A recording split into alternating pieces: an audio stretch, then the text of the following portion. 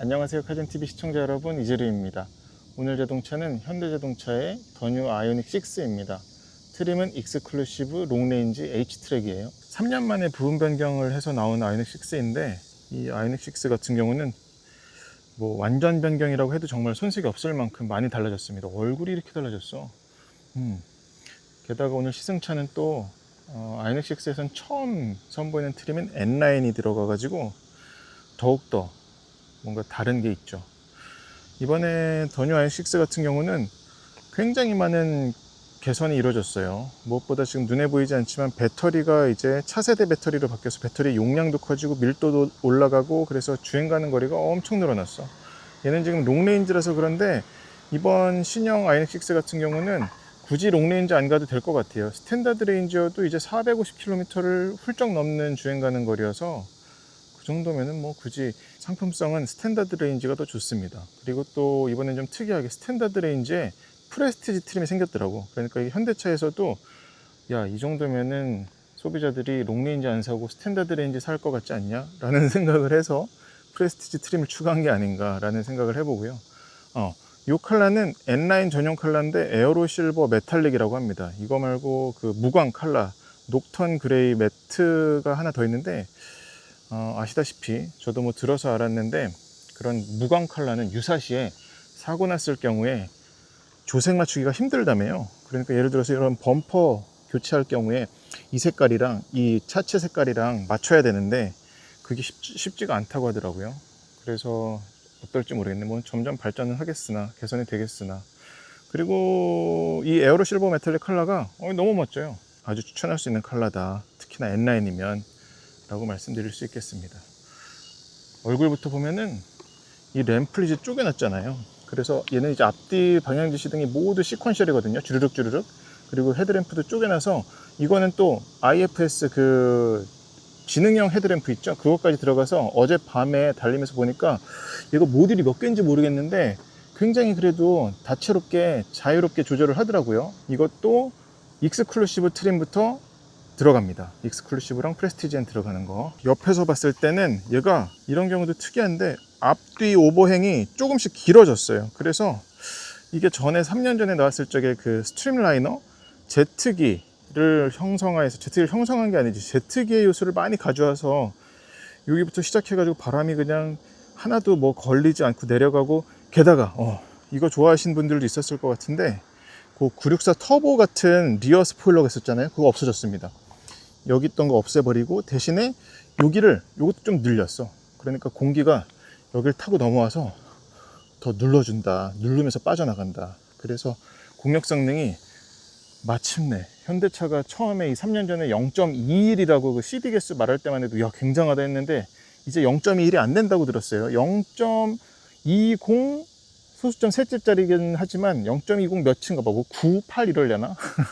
아무튼 그러니까 공력 성능에 그냥 환장한 차라고 보실 수가 있겠습니다. 그래서 이런 뭐 보조제동 등이 일로 가서 뭐 그 덕테일 그 스포일러에 달린 것보다는 좀 작아졌지만 괜찮아요. 앞모습에서 좀 더 말씀드릴 게 뭐가 있냐면, 공력 성능 개선을 위해서 이번에 이 아이오닉 6가 굉장히 많은 걸 또 했더라고. 저는 테크토크를 못 갔는데 요것도 공력 성능을 위한 요소고, 일루도 바람이 빠져나가게, 지금 보이시나요? 일루도 바람이 잘 빠져나가게 해놨고, 또 캘리퍼 리듀서 뭐 이런 것도 있던데 이거 뭐 제가 들어봤어야 알겠는데 그리고 또 저 바닥도 완전히 언더커버를 다 씌웠대요. 그것도 그리고 부분별로 연성, 강성, 경성을 달리 한 바닥 언더커버가 전체가 다 들어가서 밑으로 들어가는 공기든 위로 흐르는 공기든 그냥 거치지 않고 잘 빠져나가게 했다. 그런 게 있고, 요것도요. 이게 디지털 그 카메라 사이드 미러거든요. 전에는 이거보다 좀 더 뭉툭했잖아요. 그 아이오닉 5에서도 나왔었던. 근데 이제 아이오닉 9도 그렇고 이 6는 이제 좀 더 유려한 카메라 디지털 미러가 들어갔다. 이건 화소수도 참 좋고 한번 경험해 보면 너무 좋죠. 인테리어는 좀 이따 다시 말씀드리겠지만, 저 요소도 비행기 날개 끄트머리, 이렇게 날개 끄트머리 꺾인 거 있잖아요. 그런 거를 형성했다고 하는데 한번 경험해 보면은 빠져나올 수 없지. 그리고 이것도 이거는 변한 건 아니지만 여기서 성에 제거를 하는 바람이 나옵니다. 이거가 가리니까 저렇게 될 수밖에 없었던 거예요. 근데 이게 어제 제가 비가 엄청 왔다고 그랬잖아요. 경험을 해보니까 이걸 통해서 뒤를 보는 건 너무 좋아요. 근데 이거는 우리 그 후방 사각지대 지금처럼 방향지시등 켜면은 요 계기판에 띄워주는 거 있죠. 이거는 뭐 전에도 바뀐 건 없는데 이게 비가 오면 젬병이 돼요. 무쓸모가 됩니다. 지금 이렇게 비가 많이 오긴 하는데 이러면 빗방울이 맺혀가지고 안 보이죠. 전에 그 EV6 기아 EV6가 이랬었는데 얘도 그러네. 아하. 그러니까 여기에 물방울이 맺히면 여기에 그냥 가려버리는 거지. 뒷모습을 보자면 이거 스탠다드 버전으로 가면 뒷모습이 이렇게 안 생겼어요. 지금 이게 N9이라서 여기가 아주 시꺼멓잖아요. 와, 근데 이 뒷모습이 어떤가요? 저는 이거보다 그냥 스탠다드는 이 픽셀 라이트들이 쭈르륵 더 길게 이어졌더라고요. 완전히 그냥 일자로. 전에도 일자긴 했는데 좀 변경이 생겼죠. 근데 이 N9은 차가 좀 더럽긴 한데 요거만 블랙 하이그로시에 들어가 있고 점점점점 라이트 들어간 게 있습니다. 뒷 방향지시등도 시퀀셜입니다. 앞처럼 얇진 않지만, 그리고 트렁크는 여전히 넓진 않아요. 2열도 접을 수 있는데 당기고 앞에서 접어줘야 됩니다. 조용하네. 2열은 시승기로 보여드리겠는데 아이오닉 6가 이런 스트림라인 공간을 뽑아내려고 하다 보니 2열 공간은 물론 뭐 저 레그룸은 너무 만족스럽죠. 근데 헤드룸은 확실히 좀 받은 게 있습니다. 제 키 178cm 기준이면 그거보다 큰 사람이면 머리가 또 닿을 수도 있어. 공간적인 부분은 전에 말씀드린 것과 이전과 마찬가지로 뭐 헤드룸은 그렇게 좀 다소 받은 게 있고, 제 키 기준으로만 하더라도 거의 뭐 손바닥 하나만 들어갈 공간만 있습니다. 키 178이면 요 발 들어가는 것도 들어가긴 합니다만 아주 막 이렇게 여유로운 건 아니에요. 근데 뭐 이 정도면 괜찮지. 근데 이게 시트가 조금 짧은 건 있어요. 그래서 이 공간은 넓게 느껴지게 하긴 했으나 그럼에도 이게 좀 더 올라왔으면 좋았을 것 같긴 한데 뒤로 딱 붙이더라도 이 앞에가 좀 들렸으면 좋겠는데 그렇진 않아요. 저속에서 그 고주파 소리도 들리는 건 없어요. 이전에 살짝 그게 있지 않았나? 여기 이제 턱이 많은데 매미 소리가 들리네. 뒤에서. 이쪽에선 들리는 게 좀 있구나. 확실히 근데 이거는 줄었다. 이 스무스 모드에서는 가속했다가 감속할 때 차가 그래도 좀 수평으로 나간다고 할까? 이 수평을 유지하는 폭이 되게 넓고, 그래요. 이렇게 떨어질 때, 넘을 때보다 떨어질 때 느낌이 쿵 떨어지는 게 있는데 이게 페이스리프트 전에도 있었으나 그때보다 지금은 좀 더 뭐랄까 쿵 떨어지는 느낌이 좀 더 세. 제가 지금 아주 민감하게 예민하게 지금 보려고 하고 있는 거긴 한데, 근데 이게 저도 지금 막 아리까리 하는 게 기존 차주분들은 또 어떻게 평가하실지 모르니까 기존 차주들이 타보는 게 가장 정확할 거잖아요. 그게 궁금하네. 이 차는 그리고 N9이라서 N9 익스클루시브 트림은 요 시트가 들어가거든요. 이건 이제 천연 가죽 시트인데 이런 빨간 스티칭과 N 요걸로 표시를 해놨어요. 근데 이 운전대는 보자마자 너무 좋아. 제 기억에는 이 가운데 센터페시아 센터 스택 이쪽이 약간 좀 허접했다고 그럴까? 그런 플라스틱 질감이 그렇게 느껴졌었는데 이번에 많이 좋아졌어요. 만듦새도 그렇고 통풍 기능, 열선 기능은 이쪽으로 모아놨고, 그리고 또 스마트폰 무선 충전 패드도 이쪽으로 갔는데 얘도 보면은 이게 정확히 우리 뒤통수 카메라가 걸리게끔 돼 있어서 덜거덕거리지 않아요. 이런 데도 조그만 수납 공간이 있고 곳곳에 그래도 공간을 최대한 좀 만들어 놨어. 무엇보다 그리고 이 공간은 뭐 저도 좀 도시락통을 들어갔는데 어마어마합니다.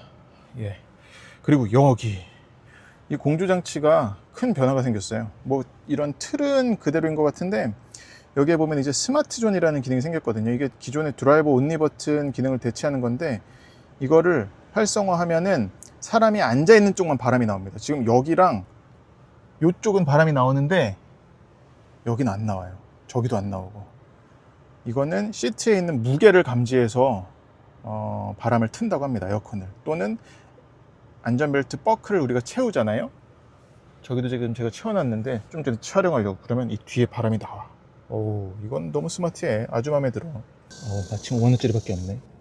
움직이는 게 보이시죠? 제가 유리갤러가 아닙니다. 여기는 안 나오고 이쪽도 안 나오고. 뒷자리에 앉아보면 앉는 순간 나옵니다. 근데 엉덩이를 떼면 안 나오죠? 붙이면 나오죠? 나오고 있는 건데 지금. 네. 그리고 이거는 무게 가늠만 하는 게 아니라 안전벨트를 여기에 끼워도 나오기 시작합니다. 오. 정말 똑똑해. 그렇습니다.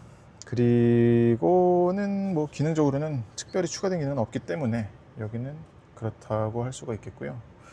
이 디스플레이 그래픽이 너무 예뻐졌어. 기존 그 CCNC는 그대로인데 그래픽을 바꿔가지고 이건 많이들 기존 찾으면 좀 질투할 것 같은데요. 제가 여기 테마를 좀 포니로 바꿔봤어요. 포니도 있고 뭐 현대도 있고 뭐 세 가지가 있는데 이것도. 그리고 맞아, 이 운전대 얘기를 안 했구나. 야, 이건 정말 집에 떼가고 싶은, 책상에 거치해두고 싶을 만큼 예쁜 운전대예요. 최근에 잡아본 자동차 운전대 중에는 거의 최상위권으로 만족할 만큼의 운전대 조작감과 디자인인 것 같습니다. 드라이브 모드도 이쪽으로 갔어요. 이것도 근데 N라인이 아니면은 기존 그 스탠다드면은 여기 그대로 붙고 요 N도 아니고 점점점점 그거고, 근데 이 6시 방향 스포크는 그 일반 스티어링 휠도 바뀌었더라고. 그래서 드라이브 모드는 총 5가지입니다. 스포츠, 마이드라이브, 스노우. 여기에 그리고 마이드라이브에 굉장한 기능이 또 추가가 됐는데 이건 잠시 뒤에 보여드리겠고, 이런 패들 조작감은 뭐 나무랄 데 없습니다. 그리고 이 아이패달 3.0도 그대로 들어가 있어서 이거 쭉 당기고 있으면 지금 왜 스노우구나. 자, 그러면 아이패달이 활성화가 됐죠. 저 아이패달 안에서도 그리고 단계를 레벨 1, 2, 3를 조정할 수가 있고 끌 수도 있고요. 훌륭해 정말 이건. 그리고 이쪽 버튼들도 그대로 모아뒀고, 이게 있어요. 근데 자, 저기 화질은 참 좋잖아요. 근데 깜빡이를 넣으면 요 화질은 살짝 떨어져. 느껴지시나요? 이게 밤이 되면 더 도드라지더라고요. 마이드라이브 모드에 에코, 노멀, 스포츠, 스무스가 있는데 이거는 제가 주행하면서 말씀을 드릴게요. 와, 이 모드 차이가 상당히 나요. 글러브 박스, 서랍식 글러브 박스. 난 이거 너무 좋은데 말이야. 아이오닉5에서는 이게 없어졌잖아요 이제. 그렇습니다. 액티브 사운드 디자인이나 저는 뭐 강하게 했다가 그냥 필요 없다 생각하고서는 끄거나 약하게 하고 다녔습니다. 94%에서 515km 갈 수 있다고 하고, 지금 제가 주행한 것은 260여 킬로미터 달렸는데 평균 연비가 6.1km/kW시네요. 네, 이제 더 뉴 아이오닉 6 주행을 해보겠습니다. 더 뉴 아이오닉 6 같은 경우는 약간 좀 뭐랄까 단단하게 느껴져요. 제가 뒷자리에도 앉아보고 했는데 그런 특징이 있다는 거. 제가 지금 어제도 강원도 횡성까지 갔는데 이유가 내가 이거 지금 제대로 느끼는 게 맞는 건가? 이런 차 아니었던 것 같은데? 라는 생각에 더 타고 더 타게 되더라고요. 다른 게 아니라 승차감적인 부분인데 3년 전에 이 아이오닉 6 처음 나왔을 적에는 저는 그냥 전기차 세단 중에는 아이오닉 6랑 G80 일렉트리파이드의 승차감이 최고다. 가격 뭐 이런 것뿐만 아니라 에어스프링 들어가지 않은 전기차 중에서는 최고의 승차감은 요 2대다 라는 생각을 했었어요. 그리고 그렇게도 말씀드렸던 기억이 나고, 근데 3년 만에 만난 이 아이오닉 6는 좀 단단해요. 그래서 저는 또 얘가 N라인이니까 이거 N라인은 좀 다른가 서스펜션이. 근데 그건 또 자리에 없더라고요. 공통되게 지금 이 신형 아이오닉 6는 서스펜션적으로 많이 보강이 이루어졌더라고요. 뭐 스테빌라이저부터 무슨 뭐 링크 같은 것들, 그리고 이 하이드로부시 있죠. 그 주파수 감응형 그 댐퍼도 좀 더 개선형, 좀 더 성능 지향형이 들어간 걸로 보여요. 와, 저 휠 굴러간다. 왔다며. 저는 그것 때문에 이 승차감이 좀 단단해진 건가? 전보다. 그래서 지금 아이오닉 6가 N도 나왔잖아요. 공개를 했잖아요. 그래서 뭐야, 얘가 이 차대에서 뭔가 더 뽑아낼 게 많으니까 EGMP에서 아주 끝을 가자, 뭐 이런 밑작업을 한 건가? 라는 생각을 했는데 그건 모르겠어요. 제 뇌피셜입니다. 근데 이제 어제 오늘 타보면서 느낀 거는 이 정도면 충분히 패밀리카로 쓸 수 있는 거고, 그것보다도 이 마이드라이브 모드에 추가가 된 스무스 모드 있죠. 스무스 기능.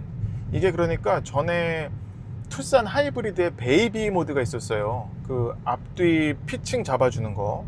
그걸 그 모터의 회전을 이용해 가지고 그때도 제가 말씀드렸던 기억이 나는 게 엑셀 온 하면은 약간 바로 그 결과값이 나오는 게 아니라 좀 먹어주고서는 내가 100을 밟았는데 뭐 한 80 정도만 나오고 80에서도 되게 근근하게 올라간다. 80, 0.5, 81, 81.5, 82 막 이렇게 올라가는 그런 느낌이었거든요. 감속할 때도 마찬가지로 그렇게 아주 완만하게 감속이 되고, 이 스무스 모드도 그거의 연장선인 것 같은데 얘는 근데 그게 좀 더 값이 드라마틱한 것 같아요. 이것도 제가 그냥 이해하기 쉽게 제가 숫자로 얘기를 해볼게요. 지금 저는 마이드라이브 모드로 해서 가보죠. 마이드라이브 모드에서 에코 놓잖아요. 지금 저 악셀 똑같이 밟고 있는데 갑자기 속도가 훅 떨어져요. 그리고 노멀 두면은 올라가. 속도가 확실히 힘이 좀 더 나와. 스포트에서는 더 나와. 지금 오르막길이라 좀 덜하게 느껴지는데, 그리고 스무스는 노멀과 값이 같게 느껴집니다. 이게 평지에서 하잖아요. 지금 다시 해보자. 그럼 스포트에서는 쭉 나가고, 노멀에서는 이게 좀 빠지고, 에코에서는 더 빠지고. 그러니까 이걸 숫자로 제가 쉽게 얘기를 해보자면은 100이라고 치면 스포트가 100.